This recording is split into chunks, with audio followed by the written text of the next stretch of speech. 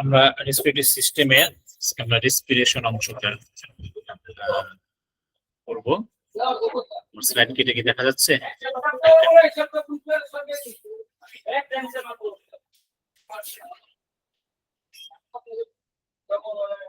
Slide দেখা যাচ্ছে?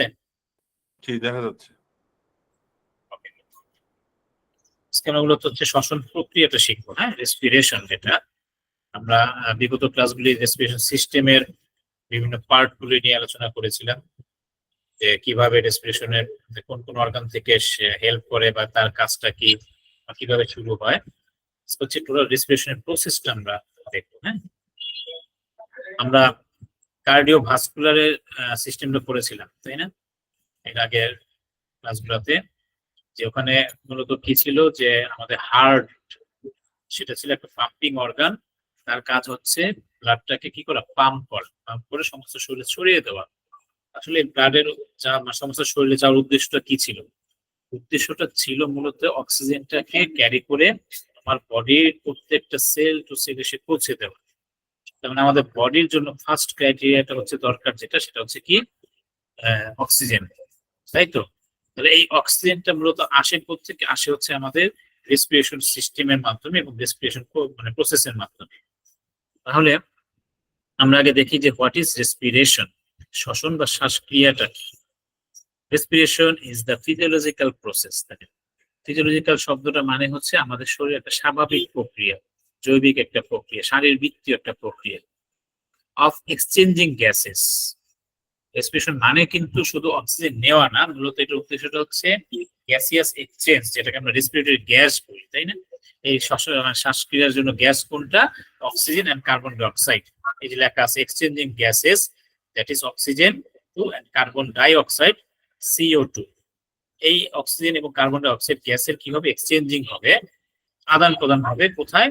Between the cells, কোষের ভিতরে, of the body and the environment, পরিবেশের সাথে আমাদের কোষ বা শরীরের ভিতরে গ্যাসের আদান প্রদান হবে। তার মানে কি হচ্ছে, পরিবেশ থেকে, বায়ুমণ্ডল থেকে আমরা অক্সিজেনটা ইনটেক করতেছি, গ্রহণ করতেছি, এবং পরবর্তী নিঃশ্বাসের সাথে আমার বডির ভিতর থেকে, সেলের ভিতর থেকে কার্বন ডাই অক্সাইডটা বের হয়ে কোথায় চলে যাচ্ছে? আবার বায়ুমণ্ডলে বা পরিবেশে চলে যাচ্ছে। তার মানে এই পরিবেশের সাথে, বায়ুমণ্ডলের সাথে আমার বডি সেলের একটা গ্যাসিয়াস এক্সচেঞ্জ। কি এক্সচেঞ্জ? Gaseous exchange. সেটা কি গ্যাস? রেসপিরেটরি গ্যাস, অর্থাৎ oxygen and carbon dioxide. এই দুই গ্যাসের এক্সচেঞ্জ হবে, আদান প্রদান হবে। এই প্রসেসটাকে, এই প্রক্রিয়াটার নামই হচ্ছে রেসপিরেশন, যেটা একটা টোটাল স্বাভাবিক একটা ফিজিওলজিক্যাল কন্ডিশন, ফিজিওলজিক্যাল প্রসেস। তার মানে respiration is inspiration and expiration, অর্থাৎ শ্বাস নেওয়া, ইন্সপিরেশন এন্ড এক্সপিরেশন, শ্বাস ছাড়া, এই দুইটার সমন্বয় হচ্ছে রেসপিরেশন বা শ্বসন বা শ্বাস প্রক্রিয়া। একদম সুন্দর মতো বাংলায় দেওয়া আছে, শ্বসন হলো স্বাভাবিক শারীরবৃত্তীয় প্রক্রিয়া, যেখানে পরিবেশ ও শরীরের মধ্যে অক্সিজেন ও কার্বন ডাই অক্সাইড গ্যাসের আদান প্রদান ঘটে। শ্বসন মানে হচ্ছে শ্বাস গ্রহণ প্লাস শ্বাস ত্যাগ। আপনি একদম সুন্দর মতো এখান থেকে বাংলা নোট করে ফেলবেন যে রেসপিরেশন প্রক্রিয়াটা কি। এবার দেখেন ফেজেস অফ রেসপিরেশন। রেসপিরেশনের ফেজ কয়টি, ঘটনা কয়টি, দিক কয়টি? আমরা অলরেডি বলে ফেলছি, টু ফেজেস, দুইটা দিক হচ্ছে এটা, বা দুইটি ধাপ। একটা হচ্ছে ইন্সপিরেশন এন্ড এক্সপিরেশন, শ্বাস গ্রহণ এন্ড শ্বাস ত্যাগ। ইন্সপিরেশনটা কি, যে হোয়াট ইজ ইন্সপিরেশন বা শ্বাস গ্রহণ কি? ইনটেক অফ এয়ার, বাতাস গ্রহণ করা। এয়ারটাকে আমরা কি করবো? ইনটেক করবো, নেব। কোথায়? থেকে? ফ্রম দ্য অ্যাটমসফিয়ার, বায়ুমণ্ডল থেকে আমরা বাতাসকে গ্রহণ করব ইনটু দ্য লাংস। আমাদের দুই ফুসফুসের ভিতরে অ্যাটমসফিয়ার, বায়ুমণ্ডল থেকে আমরা কি করব? বাতাসটাকে বডির ভিতরে গ্রহণ করব। এবং এটা হচ্ছে active process, it is an active process, সক্রিয় একটি ভূমিকা। কারণ দেখেন, আমরা যখন শ্বাস নেই, আমার শ্বাসটাকে আমাকে কি করতে, একটু জোর করে, একটু ফোর্স করে নিতে হয়, জোর করে। আমি শ্বাসটা টান দিচ্ছি, দেখেন শ্বাস যখন নেন, একটা কি হয়, একটু ফোর্স দিতে হয় কিন্তু। তার মানে এটাকে বলা হচ্ছে অ্যাক্টিভ প্রসেস, আপনাকে নিতে হবে।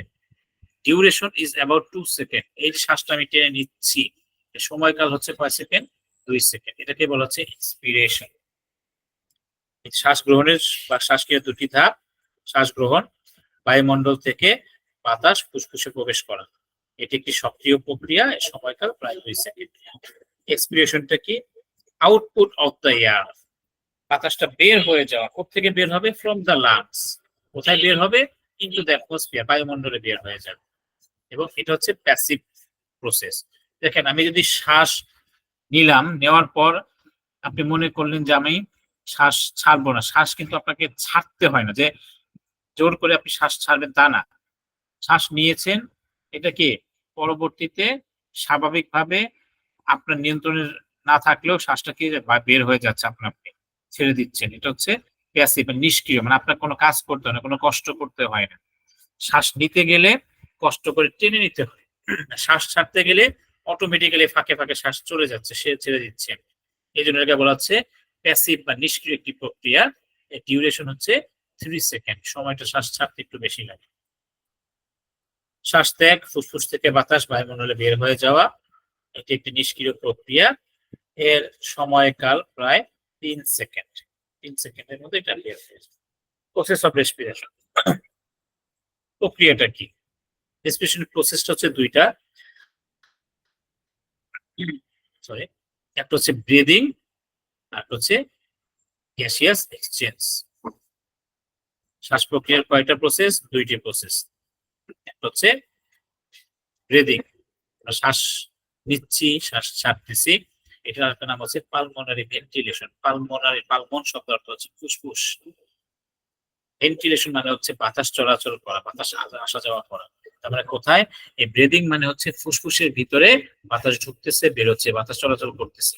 যেমন দেখেন, আমরা যখন ঘরের মধ্যে কি লাগে, ঘুলঘুলি বলি বাংলায়, ভেন্টিলেশন বলি, তাই না? ভেন্টিলেটর, বাতাস চলাচল করে ঘরের ভিতরে আসা যাওয়া করতে থাকে উপর দিয়ে, হ্যাঁ। এটা হচ্ছে ঠিক ফুসফুসের ভিতরে বাতাস ঢুকতেছে, বেরোচ্ছে, এটাকে বলা হচ্ছে পালমোনারি ভেন্টিলেশন। যার আরেকটা হচ্ছে ব্রিদিং, শ্বাস প্রশ্বাস, শ্বাস নেওয়া এবং শ্বাস ত্যাগ করা। এটা টু ফেজ, যেটা যে বলে ফেললাম একটু আগে। একটা হচ্ছে ইন্সপিরেশন, শ্বাস নিচ্ছি, air with oxygen enters into the lungs, বাতাস থেকে ফুসফুসে ভিতরে অক্সিজেন ঢুকতেছে। এন্ড এক্সপিরেশন, ফুসফুস থেকে বাতাস, কার্বন ডাই অক্সাইড কি হয়ে যাচ্ছে? বের হয়ে যাচ্ছে, তাই না? ফুসফুসের ভিতরে বাতাস ঢুকতেছে, বাতাস ঢোকা মানে হচ্ছে কি বাতাসের সাথে অক্সিজেন ঢুকতেছে, সেটা নাম হচ্ছে ইন্সপিরেশন। আর ফুসফুস থেকে বাতাসের মাধ্যমে কি কার্বন ডাই অক্সাইড বের হয়ে যাচ্ছে, এটাকে বলতেছে এক্সপিরেশন, শ্বাস নেওয়া, শ্বাস ছাড়া। এখন এই যে আমরা সহজভাবে দেখতেছি যে বাতাস ঢুকতেছে, বাতাস বের হচ্ছে, দেখেন নিচেও বাতাস, ছাড়তেছেও বাতাস, কিন্তু আমার ভিতরে দরকার হচ্ছে অক্সিজেন, সে অক্সিজেন ঢুকতেছে। আর অক্সিজেনটা যখন সেলে কাজ করতেছে, কাজ করার পর ওয়েস্টেজ হিসেবে কার্বন ডাই অক্সাইড বের হয়ে যাচ্ছে, তখন আমি কার্বন ডাই অক্সাইডটা ছেড়ে দিচ্ছি সে বাতাসের মাধ্যমে। স্বাভাবিক আমি দেখতেছি, কিন্তু আসলে এর ভিতরে কি হচ্ছে? মূলত ভিতরে হচ্ছে কি গ্যাসিয়াস এক্সচেঞ্জ, অর্থাৎ গ্যাসের আদান প্রদান হচ্ছে। এই গ্যাসিয়াস এক্সচেঞ্জটা হচ্ছে মূলত দুইটা সাইটে, হ্যাঁ, দুইটা সাইটে, দুইটা জায়গাতে সংঘটিত হয়। একটা হচ্ছে এক্সটার্নাল রেসপিরেশন আর একটা হচ্ছে ইন্টারনাল রেসপিরেশন। গ্যাসিয়াস এক্সচেঞ্জ হচ্ছে দুই জায়গায়, একটা হচ্ছে বাইরে, শরীরের বাইরে, আর শরীরের ভিতরে। শরীরের বাইরে বলতে বোঝাচ্ছে এখানে বাইরের সাথে, শরীরের সাথে বাইরের একটা সম্পর্ক। ইন্টারনাল হচ্ছে যেটা শরীরের ভিতরে একটা কি হচ্ছে, কাজ হচ্ছে। দেখি আমরা এক্সটার্নালটা কিভাবে হচ্ছে। এক্সচেঞ্জ অফ গ্যাসেস, গ্যাসের কি হচ্ছে? এক্সচেঞ্জ হচ্ছে oxygen, carbon dioxide by diffusion, ব্যাপন প্রক্রিয়া। ডিফিউশন মানে হচ্ছে বায়ুমণ্ডলের ভিতরে অধিক ঘন কোনো জায়গা থেকে কম ঘনত্বের দিকে কোনো বস্তুর কি ছড়িয়ে যাওয়াটাকে বলা হচ্ছে ব্যাপন। যেমন ব্যাপনের একটা উদাহরণ যদি আমরা দেই, ধরেন আপনার বাসার মধ্যে একটা আতর বা একটা সেন্টের বোতলের মুখটাকে খুলে রাখবেন, হ্যাঁ, অথবা ধরেন একটা খুব সুগন্ধিযুক্ত একটা সাবান, তার মোড়কটা খুলে আপনার ঘরের এক কোণাতে রেখে দিন। 10 সেকেন্ড, 20 সেকেন্ড, 1 মিনিট, 2 মিনিট, একটু পর দেখবেন সমস্ত ঘরে ওই সুগন্ধিটা কিন্তু ভরে গেছে, আপনি টের পাচ্ছেন, তাই না? এখানে যদি স্প্রে করার দরকার না, আপনাকে ছড়িয়ে যাওয়ার দরকার নেই, ঘোরাঘুরি দরকার, জাস্ট রেখে দিবেন, ঠিক আছে? দেখবেন একটু পর সব ঘরে চলে যাচ্ছে। এটি হচ্ছে ব্যাপন প্রক্রিয়া। তার মানে কি, ওই যে সেন্টের বোতল থেকে আপনি তো মুখটা খুলে রাখছেন, বাতাসের মাধ্যমে ওই ঘন থেকে কি করছে, হালকা জায়গা তো সমস্ত জায়গাতে এই ঘ্রাণটা অণুগুলো ছড়িয়ে যাচ্ছে, এটাকে বলে ডিফিউশন বা ব্যাপন প্রক্রিয়া। তার মানে বায়ুমণ্ডলে দেখেন অনেক অক্সিজেন আমি নিচ্ছি ফুসফুসের ভিতরে, এই ফুসফুসে আমার কি বায়ুথলি আছে, বায়ুথলির নামগুলো কি বলছিলাম আমরা, অ্যালভিওলাই। এই অ্যালভিওলার ভিতরে বেলুনের মতো বাতাসগুলি ঢুকতেছে, মানে বাতাস বলতে এখানে অক্সিজেন ঢুকতেছে। ঢোকার পরে কি হচ্ছে, এই অ্যালভিওলাকে ঘিরে আমাদের ক্যাপিলারি কৌশিক নালী অর্থাৎ রক্তনালী ঘিরে আছে। দেখেন আমার ফুসফুসের ভিতরে ছিল অ্যালভিওলাই গুলো ফাঁকা জায়গা, এই ফাঁকা জায়গাতে ঢুকলো বাতাস অক্সিজেন, এটাকে ঘিরে আছে মেমব্রেন দ্বারা। মেমব্রেনের ভিতরে কি দেওয়া আছে, ক্যাপিলারি দেওয়া আছে, ক্যাপিলারির ভিতরে কি আছে, ব্লাড আছে, লিকুইড। তার মানে দেখেন এখানে এই যে ডিফিউশন, এই বায়ুমণ্ডলের চাপের কারণে ওই অক্সিজেনটা কি করতেছে, ওই পর্দা মেমব্রেন ভেদ করে ক্যাপিলারি ভিতর দিয়ে চলে যাচ্ছে কোথায়, রক্তের মধ্যে, লিকুইডের ভিতরে। এই রক্তটা তখন ছুটে যাচ্ছে কোথায়, আমার হার্টে, ঠিক আছে, হার্টের কোথায়, লেফট অ্যাট্রিয়ামে। এই অক্সিজেন দিয়ে পরে লেফট অ্যাট্রিয়াম থেকে চলে যাচ্ছে কোথায়, রাইট ভেন্ট্রিকলে, তাই তো। তাহলে অ্যাট্রিয়াম থেকে আসলো লেফট ভেন্ট্রিকলে। তাহলে দেখেন এই যে আমার ফুসফুস থেকে কোথায় ঢুকলো, ক্যাপিলারিতে, ক্যাপিলারি থেকে আসলো কোথায়, হার্টে, হার্টের একটা চেম্বার থেকে আসলো আরেকটা চেম্বার, এখান থেকে অ্যারোটার মাধ্যমে, মোটা রক্তের মাধ্যমে সমস্ত বডিতে ছড়িয়ে গেল।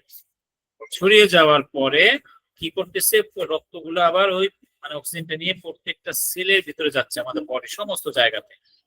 এমন কোনো জায়গা নাই যেখানে পৌঁছাবে না। যদি ব্লাড ওই সেলগুলোতে পৌঁছাতে না পারে, অক্সিজেন যদি না দিতে পারে, তার মানে কি হয়ে যাবে, ওই সেলটা মারা যাবে, তখন সেটাকে আমরা নেক্রোসিস বলি, ডেথ, সেল ডেথ হয়ে যাবে, মারা যাবে। এবং ওই যে সেলকে দিল, দেওয়ার পরে ওখানে কি সেলগুলো কাজ করে, বা আগে যখন অক্সিজেন দিয়েছে ওই আগের কাজ করার ফলে ওখানে কি তৈরি হয়েছে, কার্বন ডাই অক্সাইড গ্যাস তৈরি হয়েছে। ওই সেল থেকে রক্ত কি করতেছে, অক্সিজেনটাকে খালি করে ফেলতেছে, দিচ্ছে, এবং পরবর্তী সে আবার ওখান থেকে কার্বন ডাইঅক্সাইড নিয়ে আবার হার্টের কোথায় আসতেছে, রাইট অ্যাট্রিয়ামে আসতেছে, রাইট অ্যাট্রিয়াম থেকে রাইট ভেন্ট্রিকল, রাইট ভেন্ট্রিকল থেকে চলে যাচ্ছে কোথায়, আবার লাংসে। এই লাংসে গিয়ে ওই যে অ্যালভিওলাইকে সে ওই কার্বন ডাই অক্সাইডটা দিচ্ছে। তার মানে দেখেন এক মুহূর্তে সে দিয়ে খালি করতেছে, আবার টেক কেয়ার করতেছে। তার মানে লোড হচ্ছে, আনলোড করতেছে, মানে ট্রাকের মতো। ট্রাকে যখন মাল নিয়ে যায় এক জায়গা থেকে আরেক জায়গায়, সে মনে করেন ইট নিয়ে গেল, ইট থেকে সে আবার ওখানে পাথর নিয়ে আসলো, পাথরকে আবার দিয়ে নিয়ে আসলো কয়লা, এরকম সে কি করতেছে, ট্রান্সপোর্টে আদান প্রদান করতেছে। ঠিক রক্তটাও কি করতেছে, অক্সিজেনটা ক্যারি করে নিয়ে সেলকে দিচ্ছে, সেল থেকে কার্বন ডাইঅক্সাইডটা নিয়ে আবার চলে আসতেছে ফুসফুসে, ফুসফুস খালি করে আমরা নিঃশ্বাসের সাথে বের হয়ে যাচ্ছে কার্বন ডাইঅক্সাইড, মানে কি ফুসফুস খালি হয়ে যাচ্ছে। পর মুহূর্তে আমি আবার নিঃশ্বাস নিয়ে অক্সিজেনটা ফিল আপ করতেছি, আবার অক্সিজেনে যাচ্ছে। তার মানে এই যে পরিবর্তন, এটা দুইটা জায়গার মধ্যে হচ্ছে, মূলত কোথায় হচ্ছে, আমার ফুসফুসে হচ্ছে, তাই না। এই যে দেখেন, exchange of gases, oxygen and carbon dioxide by diffusion between the alveoli and the blood in the alveolar capillaries. এই যে অ্যালভিওলাই যে বায়ুকুঠুরি, এই বায়ুকুঠুরিকে ঘিরে যে ক্যাপিলারি গুলো আছে, সে ক্যাপিলারি এবং অ্যালভিওলার সাথে এক্সচেঞ্জ করতেছে, অক্সিজেন নিচ্ছে এবং কার্বন ডাইঅক্সাইড দিচ্ছে, অথবা কার্বন ডাইঅক্সাইডকে দিয়ে খালি করতেছে, আবার অক্সিজেনটা রিসিভ করে নিয়ে সে আবার দূরে যাচ্ছে হার্টের কাছে। এখানে একটা গ্যাসিয়াস এক্সচেঞ্জ হচ্ছে, এটির নাম হচ্ছে এক্সটার্নাল রেসপিরেশন, যেটা হচ্ছে কোথায়, লাংসে, অর্থাৎ আমার বডির সাথে বাইরের সম্পর্ক, এর নাম হচ্ছে এক্সটার্নাল রেসপিরেশন। আর হচ্ছে ইন্টারনাল, এটা হচ্ছে বডির ভিতরে হচ্ছে, কোথায়, exchange of gases, oxygen and carbon dioxide by diffusion between blood in the capillaries. এবার ক্যাপিলারির সাথে কার সম্পর্ক, এন্ড দ্য বডি সেল, মানে বডির প্রত্যেকটা সেলের সাথে সম্পর্ক, এই জন্য নাম হচ্ছে ইন্টারনাল রেসপিরেশন।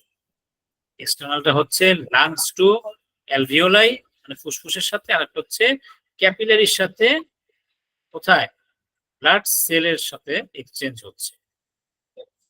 ঠিক আছে, এই হচ্ছে শ্বাস প্রশ্বাসের প্রক্রিয়া, দুইটি ধাপ, শ্বাস গ্রহণ, শ্বাস ত্যাগ, আর গ্যাসিয়াস এক্সচেঞ্জ যেটা আদান প্রদান, সেটা দুইটি স্থানে ঘটে, একটা বাহ্যিক শ্বসন, একটা অভ্যন্তরীণ শ্বসন। বাহ্যিক হচ্ছে ফুসফুসে হয়, যেটা অ্যালভিওলার ক্যাপিলারি দ্বারা অ্যালভিওলার রক্তের মধ্যে ব্যাপন প্রক্রিয়ায় অক্সিজেন ও কার্বন ডাইঅক্সাইড গ্যাস আদান প্রদান হয়। আর অভ্যন্তরীণ শ্বসন হচ্ছে দেহস্থ কোষ কলা সংঘটিত হয়, যেটা রক্তের কোষিক জালিকা বা ক্যাপিলারির সাথে শরীরে কোষ করার ব্যাপন প্রক্রিয়া অক্সিজেন ও কার্বন ডাই অক্সাইড গ্যাসে আদান প্রদান। এতটুকু বুঝেন নাই কে বলেন? গ্যাসিয়াস এক্সচেঞ্জটা বুঝেন নাই কেউ আছেন বা কারো সমস্যা হচ্ছে? আচ্ছা, না, আশা করি সব বুঝতে পারছেন। এরপর দেখেন function of respiratory system. Total respiratory সিস্টেমের কাজটা কি? এক নম্বরে হচ্ছে গ্যাসিয়াস এক্সচেঞ্জ করে, যেটা যে একমাত্র বললাম। অক্সিজেন গ্রহণ করব, কার্বন ডাই অক্সাইড ত্যাগ করব, এখানে গ্যাসিয়াস আদান প্রদান হবে, এটা হচ্ছে এক নম্বর কাজ। দুই নম্বর হচ্ছে ক্লিন এন্ড হিউমিডিফাইস, পরিষ্কার করে এবং আর্দ্র বিশ্লেষিত করে the inspirate air and provide a conduit, জল নির্গমন প্রক্রিয়া বা ওই যে বাতাস চলাচলের যে প্রক্রিয়া সেটা বলে conduit, through which air moves to and fro the lungs। অর্থাৎ এই যে বাতাসগুলো ঢুকলো, ফুসফুস কি করতেছে, ফুসফুসের ভিতরে এই বাতাসটা কি হচ্ছে, পরিশুদ্ধ হচ্ছে, পরিষ্কার হচ্ছে এবং আর্দ্র বিশ্লেষিত হচ্ছে, যেখান দিয়ে এটা চলাচল করতে পারে একটা নালীর মাধ্যমে। এবং এই নালীর মাধ্যমে ফুসফুসের ভিতরে এদিক সেদিক সব জায়গাতে বাতাস প্রবেশ করতে পারে, সেটা সে কাজ করতেছে। Total respiration system.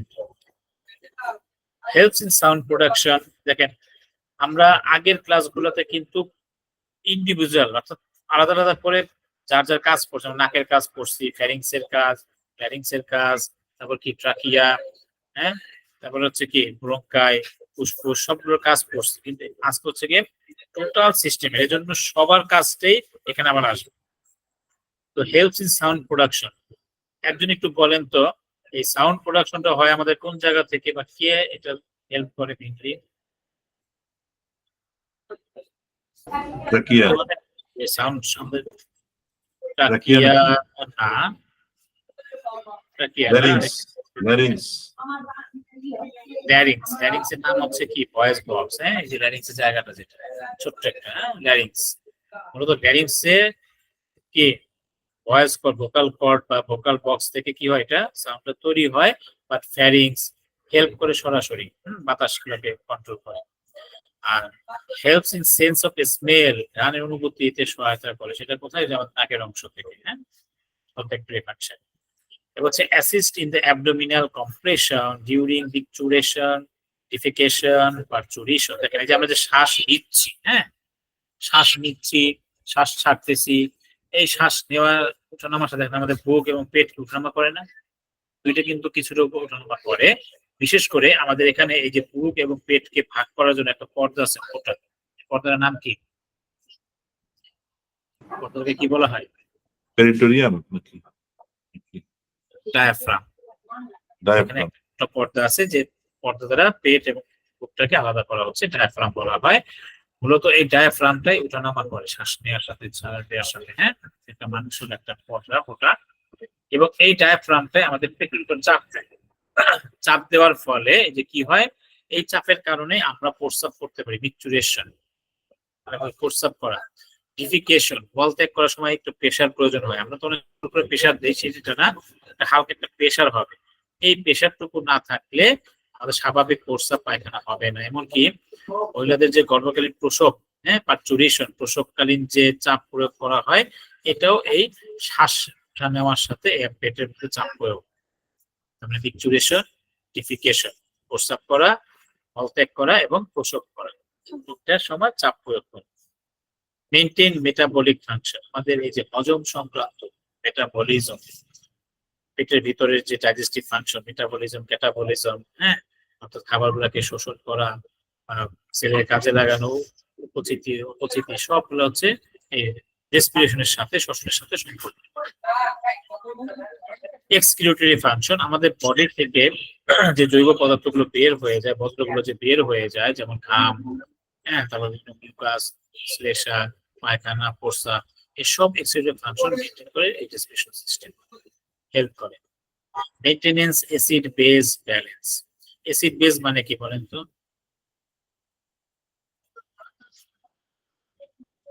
অম্ল জাতীয়। অম্ল এবং বেজ হচ্ছে ক্ষার। হ্যাঁ, অম্ল হচ্ছে টক, বেজ হচ্ছে ক্ষার যেটা খরখরা। হ্যাঁ, এটা আর নাম হচ্ছে অ্যালকালাইন বলা হয়। অ্যাসিড বেস ব্যালেন্স আমাদের বডির, এটা একটা কেমিক্যাল, একটা মানে কম্বিনেশন, একটা রিয়াকশন। হ্যাঁ, রাসায়নিক একটা কি বলে একটা অবস্থা, বিভিন্ন সেল গুলা বা বিভিন্ন কেমিক্যাল জাতীয় যে যে জৈব ফ্লুইড গুলা যে আছে, রক্ত, পানি, হ্যাঁ, তারপরে বিভিন্ন জায়গাতে যে ফ্লুইড থাকে, ঘাম থাকে, এই প্রত্যেকটার একটা ভারসাম্য থাকে। হ্যাঁ, এই অ্যাসিড বেস ব্যালেন্স যেটা, এটার আরেকটা নাম হচ্ছে পিএইচ বা বাফার বলা হয় এটাকে, পিএইচ বা বাফার। আমাদের বডির এরকম বিভিন্ন জায়গাতে পিএইচ থাকে, যেমন রক্তের পিএইচ হচ্ছে 7.4, আমরা যেটা পড়েছিলাম মনে আছে, আমরা পিএইচ কিন্তু বলেছি ফিজিওলজিতে, ব্লাডের অংশে ব্লাড পড়েছিলাম না? অ্যাফার্মেটিভ। ওখানে তো আপনি ইয়ে বলছিলেন না, অ্যালকালাইন বলছিলেন না? বেজ, এখানে তো নতুন হ্যাঁ, একটা ওই টার্ম ছিল। অ্যালকালাইন। এটা হ্যাঁ, কি মানে অ্যালকালাইন, অ্যালকালাইনে কি বেজ বলা যায়? জি জি, অ্যালকালাইন কে বেস বলে, বলা যায় না, বেস বলে। আহ, এটাকে অ্যাসিড বেস ব্যালেন্স বা পিএইচ বলা হয়, যেটা সেই পিএইচ এর মানটা কিন্তু কন্ট্রোল করে রেসপিরেশন সিস্টেমে। এরপর হচ্ছে মেইনটেনেন্স বডি টেম্পারেচার, হ্যাঁ, আমাদের শরীরের তাপমাত্রাটা মেইনটেইন হয়। মেইনটেনেন্স ওয়াটার ব্যালেন্স, পানির ভারসাম্য রক্ষা হয়। এবং এই যে টোটাল যে ফ্লুইডের যে ফাংশন গুলো, এটাকে একত্রে বলা হয় হেমোস্ট্যাটিক ফাংশন। টোটাল জৈব পদার্থের যে ভারসাম্য, সেটা শ্বাস প্রশ্বাস দ্বারা নিয়ন্ত্রিত হয়। এই দেখেন, এই কথাগুলি এখানে আমরা বাংলায় দিয়ে দিয়েছি। গ্যাস আদান প্রদান করা, গ্রহণকৃত বাতাসকে পরিশোধিত আর্দ্র বিশ্লেষিত করে সহজে ফুসফুসে প্রবেশ করতে সাহায্য করা, শব্দ তৈরিতে সাহায্য করা, ঘ্রাণের অনুভূতি সাহায্য করা, প্রস্রাব, মলত্যাগ ও প্রসবের সময় পেটের চাপ বা সংকোচন তৈরিতে সহায়তা করা, বিপাকীয় কাজে সহায়তা করা, মল নিঃসরণ হিসেবে সহায়তা করা, অম্লখালের ভারসাম্য রক্ষা করা, তাপমাত্রা নিয়ন্ত্রণ করা, পানির ভারসাম্য রক্ষা করা, হেমোস্ট্যাটিক ফাংশন অর্থাৎ জীবদেহের শারীরবৃত্তীয় প্রক্রিয়া, যার মাধ্যমে শরীরের বিভিন্ন তাপমাত্রা, জলীয় অংশ, রাসায়নিক পদার্থের ভারসাম্য বজায় থাকে, সেই ফাংশনটাকে সে মেনটেন। ঠিক আছে, তাহলে আমরা রেসপিরেশনের মূলত মেইনলি কয়টা ধাপ পেলাম? তিনটা ধাপ পেলাম, স্টেপ অফ রেসপিরেশন তিনটা ধাপ। একটা হচ্ছে পালমোনারি ভেন্টিলেশন, যার মানে হচ্ছে movement of air into and out of lungs, ফুসফুসের ভিতরে বাতাস ঢুকবে, বাতাস বের হবে, এটা একটা পার্ট, এটা হচ্ছে পালমোনারি ভেন্টিলেশন। বাতাস ঢুকলো, বাতাস বের হলো, ঠিক আছে, এখানে কি হয়? এখানে হচ্ছে পালমোনারি রেসপিরেশন, অর্থাৎ এখানে একটা গ্যাসের আদান প্রদান হয়, exchange of gases between air space, মানে যে অ্যালভিওলাই বলা হচ্ছে, অ্যালভিওলের সাথে রক্তনালীর ক্যাপিলারি একটা কি হয়, গ্যাসের আদান প্রদান হচ্ছে। এটা কোথায়? Pulmonary respiration. এরপরে এখান থেকে চলে যাচ্ছে বডির ভিতরে, ওখানে গিয়ে আবার কি হচ্ছে? টিস্যু রেসপিরেশন, অর্থাৎ gaseous exchange between blood and body cell, ব্লাডের ক্যাপিলারির সাথে ব্লাড সেলের একটা কি হচ্ছে? আদান প্রদান হচ্ছে। তাহলে এই যে তিনটা স্টেপ মূলত আমরা পেলাম, এটা হচ্ছে সামারাইজ, টোটাল যতটুকু পড়লাম এর সামারাইজ হচ্ছে আমাদের এই three step of respiration: pulmonary ventilation, pulmonary respiration, tissue respiration. ঠিক আছে, এখন এই যে আমাদের যে রেসপিরেশন গুলো হচ্ছে, এই রেসপিরেশনের মধ্যে কোন কোন মাসল গুলি সহায়তা করে বা মাসল গুলির নাম কি? এটা হচ্ছে মাসল অফ রেসপিরেশন। পরীক্ষার সময় আপনাদের আসে, জিনিসগুলি বোঝা একটু আসলে কঠিন, বোঝার তেমন কিছু নাই, জাস্ট নামগুলি, যেখানে আমাদের পেশি, বিভিন্ন পেশিগুলি যে কাজ করে, এই পেশির নামগুলাকে একটু মুখস্থ রাখবেন বা মনে রাখার চেষ্টা করবেন, পরীক্ষায় আসলে লিখতে হবে। হ্যাঁ, এটা আসে পরীক্ষাতে। তাহলে যেহেতু আমরা শ্বাস নিচ্ছি, দুইটা ধাপ, একটা শ্বাস নিচ্ছি, শ্বাস ছাড়তেছি, আমরা শ্বাস নেওয়ার সাথে কিছু মাসেল ইনভলভ করে, কোনো কোনো মাসেল ডাইরেক্ট হেল্প করে, কোনো কোনো মাসেল ইনডাইরেক্ট হেল্প করে। ঠিক আছে, আর ছাড়ার সময় কোনো কোনো মাসেল ডাইরেক্ট হেল্প করে, কোনো কোনো মাসেল ইনডাইরেক্ট হেল্প করে। তাহলে দেখেন, প্রথম হচ্ছে ইন্সপিরেটরি মাসেল, শ্বাস নেওয়ার সময় কোন কোন মাসেলগুলি কাজ করে। ইন নর্মাল ইন্সপিরেশন, স্বাভাবিক শ্বাস গ্রহণের সময় আমি স্বাভাবিক শ্বাস নিচ্ছি, শ্বাস ছাড়তে, শ্বাস ছাড়াটা পরে আসবে, স্বাভাবিক শ্বাস আমি নিচ্ছি। কোর মাসেল, মূল পেশিগুলো কি কি? কোর বলতে মূল পেশি, প্রথম হচ্ছে ডায়াফ্রাম, এই যে যেটা বললাম, আমার পেট এবং বুকের মাঝ বরাবর যে মোটা পর্দাটা, সেটা হচ্ছে ডায়াফ্রাম। এই ডায়াফ্রামটা আমার সরাসরি শ্বাস নেওয়ার সময় চাপ প্রয়োগ করে ওঠানামা করে। সে কি করে? কন্ট্রাক্টস টু এলিভেট রিবস, সে চাপ প্রয়োগ করার ফলে আমার যে রিব গুলো আছে, রিব গুলো প্রসারিত হয়। আমি শ্বাস নিলে দেখেন আমার বুক ফুলে যাচ্ছে, তখন আমার কি হচ্ছে? ডায়াফ্রামটা সংকুচিত হয়ে যাচ্ছে, চাপ প্রয়োগ করে উঁচু হয়ে যাচ্ছে, আমার রিবটা ফুলে যাচ্ছে। এক্সটার্নাল ইন্টারকোস্টাল, খেয়াল করেন, contracts to expand thoracic cavity, এই যে আমার বুকের ভিতরে কি আছে? কোস্টাল আছে, কোস্টাল মানে রিবস, এবং ইন্টারকোস্টাল বলতে বোঝাচ্ছে দুই রিবের মাঝখানে জায়গা। হ্যাঁ, এক্সটার্নাল বাইরের দিকে, বাইরের দিকে এই রিবের ফাঁকা জায়গা, দুই রিবের মাঝখানে জায়গা, এটা কি হচ্ছে? কন্ট্রাক্টস হচ্ছে, সংকুচিত হয়ে আমার থোরাসিক ক্যাভিটিটা, বুকের ভিতরটাকে সে সরিয়ে বড় করে ফেলতেছে। এই দুইটা হচ্ছে আমার কোর মাসেল, হচ্ছে ডায়াফ্রাম আর হচ্ছে এক্সটার্নাল ইন্টারকোস্টাল। রিবের মাঝখানে যে লেগে আছে মাসেল গুলো লেগে আছে, এটা হচ্ছে এক্সটার্নাল ইন্টারকোস্টাল। বাইরের দিকে এই রিবের ফাঁকে ফাঁকে যে মাসেল গুলো, ঠিক আছে। এবার ইন ফোর্সফুল ইন্সপিরেশন, দেখেন আমরা স্বাভাবিক শ্বাস নিচ্ছি, নেওয়ার পরও চাইলে আমরা আর একটু জোর করে শ্বাস নিতে পারি। দেখেন আপনি নিচ্ছেন, আরো নিচ্ছেন, মানে আরো বুক ভরে শ্বাস নিচ্ছেন, এগুলো ফোর্সফুলি, মানে আপনি আরো জোর করে কিছু শ্বাস নিচ্ছেন। এই জোর করার সময় আমাদের আরো কিছু অতিরিক্ত পেশি কাজ করে, যে অ্যাডিশনাল মাসেল। সেগুলো কি কি? স্টার্নো, দেখেন স্টার্নো কি ক্লাইডোমাস্টয়েড, শব্দটি একটু কঠিন, কয়েকবার করে উচ্চারণ করে পড়বেন। বাংলা আমি লিখে দিছি, স্টার্নো ক্লাইডোমাস্টয়েড, ভেঙে ভেঙে পড়বেন। স্টার্নো ক্লাইডোমাস্টয়েড, বোঝা যাচ্ছে স্টার্নো মানে কি? স্টার্নামের মাঝখানে, এখানের সাথে একটা পেশি যুক্ত আছে। সেরাটাস এন্টেরিয়র, এটা একটা মাসেল। স্কেলেনি একটা মাসেল। স্কেলেনাস পোস্টেরিয়র একটা মাসেল। তারপর কি? ল্যাটিসিমাস ডরসাই, ল্যাটিসিমাস ডরসাই, এটা একটা মাসেল। কি কি পেলাম? স্টার্নোক্লাইডোমাস্টয়েড, সেরাটাস এন্টেরিয়র, স্কেলেনি, স্কেলেনাস পোস্টেরিয়র, ল্যাটিসিমাস ডরসাই। এই মাসেলগুলো কাজ করে, এই যেখানে মাসেলগুলি ছবি দেওয়া আছে।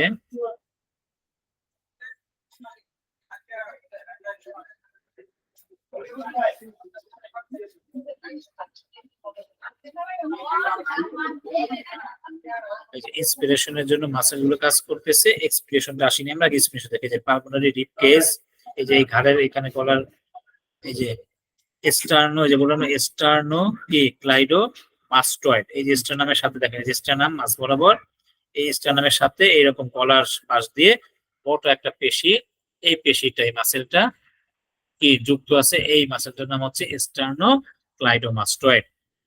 তার ঠিক নিচে যে পাতলা একটু পিছনের দিকে, যেটা আবার ক্লাভিকলের সাথে যুক্ত আছে, এটা হচ্ছে স্ক্লেনিস, স্কেলেনি। এক্সটার্নাল ইন্টারকোস্টাল যেটা বললাম, এই দেখেন যে এক একটা যে কোস্টাল মানে রিব, এই রিবের মাঝ বরাবর এই যে মাসেল দেখা যাচ্ছে, এই মাসেল নাম হচ্ছে এক্সটার্নাল ইন্টারকোস্টাল, ঠিক আছে, যেটা সক্রিয়। এরপর হচ্ছে যে অ্যাবডোমিনাল রিব কেজ, পেটের কাছাকাছি যে ডায়াফ্রাম, এই যে ডায়াফ্রামের অংশ ছাতির মতো, হ্যাঁ, এই ছাতিটা সংকুচিত হয়ে যায় বা রিবটা ফুলে যায়। এই মাসেলগুলি হচ্ছে আমার ইন্সপিরেশন মাসেল, সরাসরি এটা যুক্ত, ঠিক আছে। এরপরে হচ্ছে এক্সপিরেটরি মাসেল, যেটা শ্বাস ছাড়ার সময়, নর্মাল এক্সপিরেশনের সময় কোন মাসেল কাজ করে? কোর মাসেল হচ্ছে ইন্টারনাল ইন্টারকোস্টালস, ভিতরের দিকে, এবং দ্য ডায়াফ্রাম, যেটা রিল্যাক্স হয়, যেটা প্রসারিত হয়ে যায়, তখন আমার বুকটা কি চেপে যাবে, চেপে গেলে তখন আমার এই ডায়াফ্রামটা আবার ফুলে যাবে, প্রসারিত হবে। আর ফোর্সফুলি যদি শ্বাস নিতে ছাড়তে চাই, দেখেন শ্বাস চলে গেল, তারপর আপনি চাইলে আবার জোর করে কিছু শ্বাস ছাড়তে পারবেন। এই জোর করে ছাড়ার সময় ইন্টারনাল ইন্টারকোস্টালস, রেকটাস অ্যাবডোমিনিস, আর হচ্ছে সেরাটাস পোস্টেরিয়র ইনফেরিয়র, এই যে এক্সপিরেটরি মাসেল গুলো, যেটা আছে পালমোনারি রিব কেজের সাথে ইন্টারনাল ইন্টারকোস্টালস, এই যে ভিতরের দিকে সবুজ অংশ দিয়ে বোঝা গেছে, হ্যাঁ, এটা হচ্ছে এক্সটার্নাল ইন্টারকোস্টালস, এটা হচ্ছে ইন্টারনাল, মানে একটা বাইরের দিকে থাকে, এটা আসলে ছবিতে বোঝা যাবে না, বাট আমাদের একটা হচ্ছে বাইরের দিকে মাসেল, একটা হচ্ছে ভিতরের দিকে মাসেল। আমার নেওয়ার সময় বাইরের মাসেল গুলো হেল্প করে, এক্সটার্নাল ইন্টারকোস্টাল, আর শ্বাস ছাড়ার সময় ভিতরের মাসেল গুলি কি ইন্টারনাল ইন্টারকোস্টাল মাসেল গুলো হেল্প করে। এরপর হচ্ছে এই যে এক্সটার্নাল অবলিক, এই অংশটার নাম, আর হচ্ছে রেকটাস অ্যাবডোমিনিস, এই যে অ্যাবডোমেনের অংশের মানে যে ডায়াফ্রামের পিছনের দিকে উপরের দিকে একটু থাকে, এটা হচ্ছে রেকটাস অ্যাবডোমিনিস। আরো কিছু থাকে পেটের ভিতরে পেশি, শ্বাস ছাড়ার সময় চাপ প্রয়োগ করে, যে ট্রান্সভার্স অ্যাবডোমিনিস, ইন্টারনাল অবলিক। আমাদের উদ্দেশ্য হচ্ছে মাসেল গুলোর নামগুলো মুখস্থ করে ফেলা, হ্যাঁ, জাস্ট পরীক্ষায় আসলে নামগুলো আমরা লিখতে পারি। এই মাসেল ছবিটা এখানে জরুরি না, ছবিটা দিয়েছি বোঝার জন্য আর কি। মেনলি হচ্ছে যদি বলে রেসপিরেটরি মাসেল গুলো কি কি, জাস্ট এইভাবে দিয়ে দেবেন দুইটা পার্ট। এই ছিল আমাদের রেসপিরেশনের প্রসেস। রেসপিরেশন থেকে আর মনে বিক্ষিপ্ত কিছু আছে, দুই একটা কোশ্চেন আমি একটু দেখবো, থাকলে পড়ায় দেবো, নাহলে নেক্সট ক্লাসে আমরা নতুন সিস্টেমে চলে যাব। ওকে, আজকে ক্লাস এই পর্যন্তই।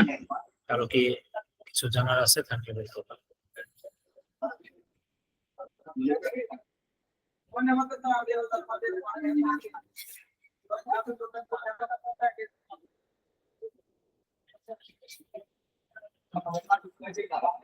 স্যার রেকর্ডিং অফ করবো?